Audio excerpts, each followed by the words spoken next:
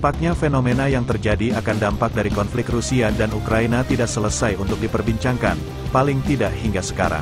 Kabar belakangan ini menyatakan bahwa minyak dan batu bara mengalami kerusakan harga di pasar global. Begitupun dengan banyak gerai toko terkemuka yang akhirnya kabur dari kedua negara tersebut. Hal yang sama terjadi pada negara tetangga, yaitu Malaysia. Negara jiran itu diperkirakan akan kesulitan untuk mendapatkan suku cadang dari salah satu armada jet tempurnya, khususnya Royal Malaysian Air Force, RMAF, yang merupakan pengguna jet tempur Sukhoi Su-30 MKM buatan Rusia. Sanksi ekonomi yang diberikan kepada Rusia diperkirakan akan berdampak pada negara-negara yang menggunakan sistem pertahanan yang dikeluarkan oleh perusahaan dari negara tersebut. Selain Malaysia, hal serupa juga akan dirasakan negara-negara lain di Asia Tenggara seperti Vietnam, Filipina, Laos dan Myanmar yang sangat bergantung pada sistem pertahanan Rusia. Sanksi ekonomi dari Amerika Serikat, AS, dan negara-negara barat lainnya yang telah diberikan pada Rusia dan khususnya Presiden Vladimir Putin tampaknya akan lebih komprehensif.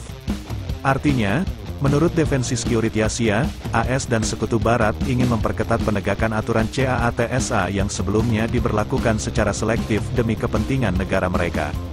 Sebelumnya, AS menegakkan aturan CAATSA secara selektif. Contoh kasus yang paling menonjol adalah Turki dan India. Diketahui bahwa Turki dikeluarkan dari program pengembangan jet tempur generasi kelima F-35 dan tidak diizinkan untuk memilikinya. Hal itu disebabkan karena negara yang dipimpin oleh Erdogan mengakuisisi sistem pertahanan udara S-400 Triumph buatan Rusia. Namun, India yang secara jelas diketahui membeli alat yang sama tidak dijatuhi hukuman apapun dari AS maupun sekutu. Setelah sikap baru AS dan negara barat ini, negara manapun yang membeli sistem persenjataan dari Rusia diprediksi akan dijatuhi sanksi ekonomi tanpa terkecuali. Dengan memperketat CAATSA, Washington akan melumpuhkan industri senjata yang merupakan penyumbang devisa bagi Moskow. AS dan sekutu baratnya ingin melumpuhkan ekonomi Rusia, sehingga mereka tidak bisa lagi membiayai pembangunan militernya. Royal Malaysian Air Force Sukhoi Su-30 MKM, Sukhoi Su-30 MKM RMAF sangat mirip dengan Sukhoi Su-30 MK India. Jet tempur ini merupakan varian upgrade dari versi ekspor Su-30. Dengan mempertahankan badan pesawat aslinya tetapi menggabungkan sejumlah kemajuan dari proyek Sukhoi Su-35 dan Sukhoi Su-37.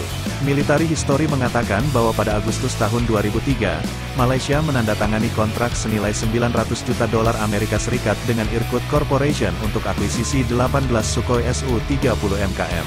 Malaysia mengoperasikan FA-18D Hornet dan ditawari Boeing FA-18EF Super Hornet, tetapi memilih Su-30 MKM.